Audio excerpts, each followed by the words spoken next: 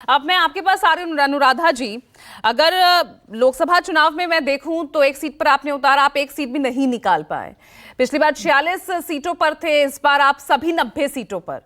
तो ये पार्टी की स्ट्रेटेजी अपने आप को आगे बढ़ाने की या कांग्रेस को नुकसान पहुंचाने की है?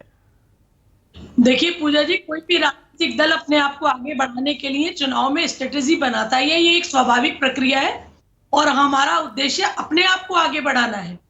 हमारा उद्देश्य किसी को नुकसान पहुंचाना, ये तो जनता का काम है ना। जनता देखेगी किसको वोट देना है, किसको वोट नहीं देना।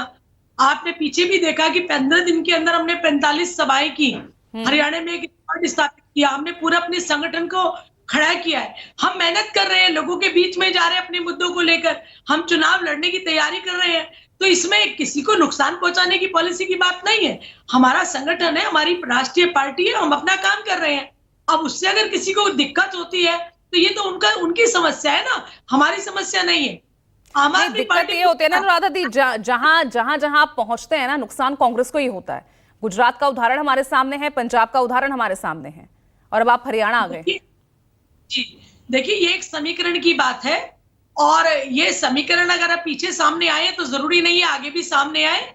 अभी आप देखेंगे, अभी कई तरह की नए फैसले, नई चीजें आपके सामने आएंगी। अभी थोड़ी प्रतीक्षा का समय है, मैं उसके ऊपर कोई कमेंट नहीं करना चाहती हूँ। लेकिन एक बात जरूर जिम्मेदारी के साथ आपके माध्यम से कहना चाहती हूँ कि हरियाणा के अंदर भारतीय जनता पार्टी को जनता नकार चुकी है। चाहे चुनावी डेट आगे करे या पीछे करे, उससे कोई फर्क पड़ने वाला नहीं है।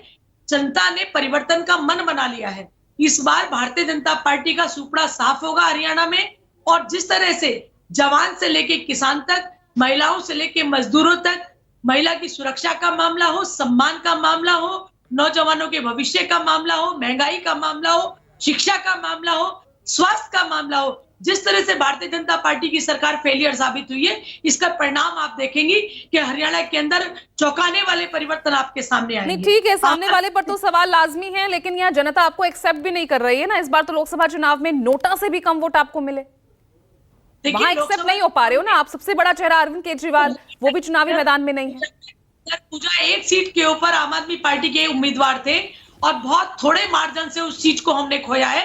हम उसे अपनी जीत ही मानते हैं, हम उसे अपनी हार नहीं मानते। इतने वोट हासिल करना कोई छोटी बात नहीं है। और अब आप हाथ कंगन को आरची का, पढ़े लिखे को फारसी क्या। पूजा जी, चंद दिनों बाद आपके सामने रिजल्ट आ जाएंगे। आप देखेंगे किस तरह का परफॉर्मेंस आम आदमी पार्टी का रहेगा हरियाणा के अंदर। हम पूरे आश्वस्त हैं और पूरी मेहनत के साथ लोगों के बीच में जा रहे हैं और बहुत अच्छी परफॉर्मेंस के साथ आम आदमी पार्टी अपनी जीत हासिल करेगी हरियाणा के अंदर। ठीक है विवेक जी, अब यहाँ पर जेजेपी की स्थिति अब क्या, किस तरह से